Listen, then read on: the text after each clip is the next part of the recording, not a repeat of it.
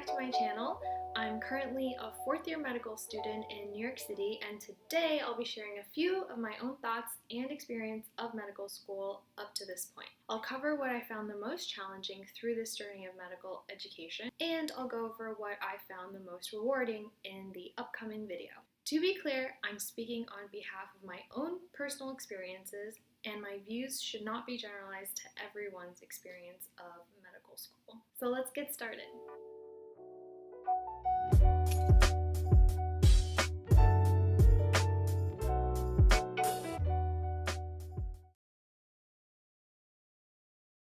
So to give some context, I took a 3-year gap between university and medical school. I had spent a majority of the 3 years in Beijing, so at that point most of my friends were there and I didn't know anyone in New York City besides my family. So when I moved back to New York to start medical school, it really felt like moving to a new country, new city, new life all at once. When medical school started, I had the impression that I'd be able to make friends relatively easily, similar to the way relationships formed in university, but I soon realized that it wasn't going to be the same. Unlike university, where almost all the incoming students lived together on campus dorms, majority of the incoming medical school students at my school lived in separate places off campus. That made it difficult to bond or to just even hang out. Second, unlike university, my classmates in medical school were from diverse backgrounds. I had classmates who just graduated from university to classmates who were older and married and already had 1 or 2 kids. Now, to be clear, this diversity is actually what drew me to this particular medical school, but with regards to making friends quickly, from my experience at least, it made it a bit more difficult. This is probably no surprise to you guys that competition is fierce in medical school. Think about it. In 2019, there were 38,000 applicants to fill 35,000 positions. When you subdivide the numbers into different specialties, competition will range. The point is that there are a limited number of resident seats, and medical students are compared based on a whole host of variables, including but not limited to your Step 1 score, your Step 2 score, clerkship grade, class rank, letters of recommendation, number of publications produced, extracurricular activities, your personality traits. You get the idea. Under these circumstances, it is easy to fall into the habit of comparing yourself to others and even equate your own self-worth to how high of a score you get.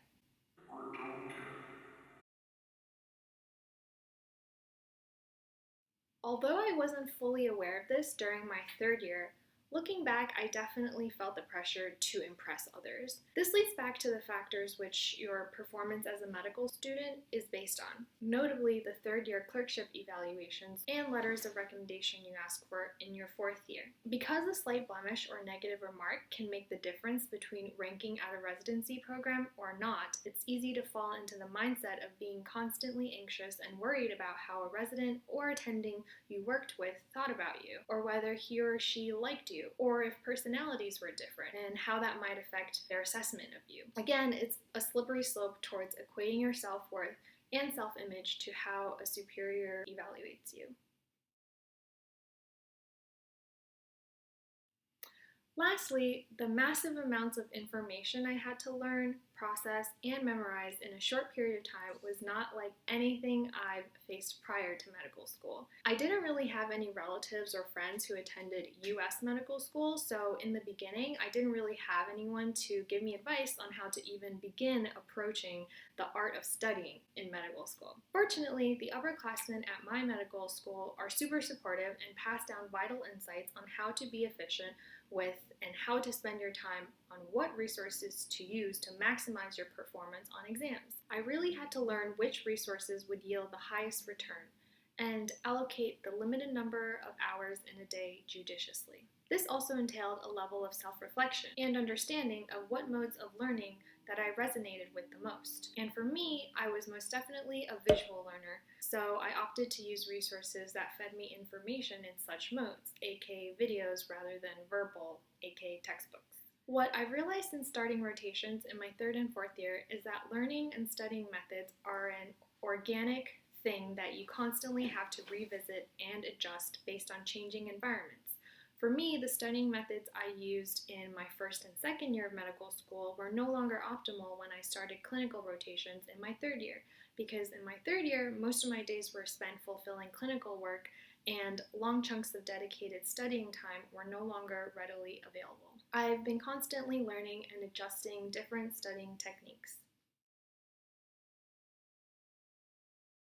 So, looking back, I felt pretty lonely the first few months of medical school. Around 6 months in, I found a group of friends that had similar interests and I felt comfortable being around. That really helped cushion the painful feeling of isolation and loneliness. If I had to sum up what has really helped me navigate the emotional rides that you go through in medical school, I'd have to say a balance between staying in touch with my families and close friends outside of medicine and finding a group of peers in medical school who you feel you can be yourself with. I stress finding peers who you can feel comfortable and yourself with because this ties into dealing with the intense competition. Because the way applying to residency programs is structured, you are inevitably compared with your fellow classmates and ranked into a quartile system. Without a group of friends who you can depend on unconditionally during times when you might have failed a class or have gotten a bad grade or just had a bad day in the hospital, it becomes easy to view everyone in your class as a competition, which further contributes to the vicious cycle of isolation and loneliness. With regards to facing the pressure of needing to impress others, I found what has helped me is keeping a part of yourself that is not tied to medicine, something that you value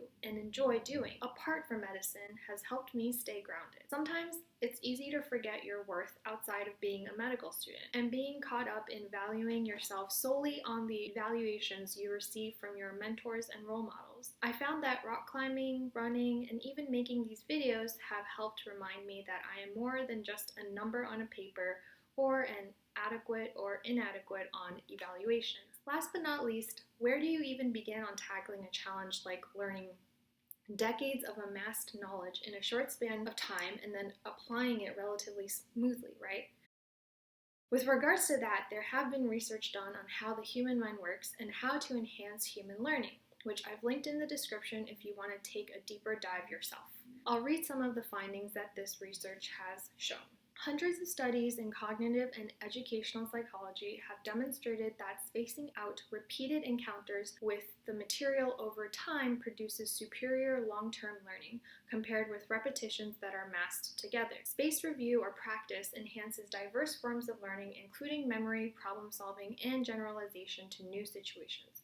Now, that's not to say that cramming or learning a lot in a short period of time isn't useful. Studies have shown that massed learning yields better performance in the short term, whereas spaced learning yields better retention in the long term. And because learning medicine is a cumulative type of learning where new knowledge is built on fundamental knowledge learned prior, and such knowledge is needed for the duration of the physician's practice, it can be argued, in my opinion, that long-term memory is what is needed most in the art of learning medicine. So I think incorporating spaced learning has really given me a kickstart towards tackling such a large quantity of information. It's only a small part of the art of learning medicine, but I think a great stepping stone to build a required knowledge base that will also lead you to greater achievements later down the road. Alright, I hope my perspective and own experiences were able to help you in some small way. Please let me know if you have experienced similar struggles or if you found different parts of medical school more difficult. You can reach me via Instagram, and I also post personal thoughts on my WordPress blog if you're interested in that sort of thing. So thank you so much for listening to my story, and I'll see you in the next video where I share what I found most rewarding in my journey through medical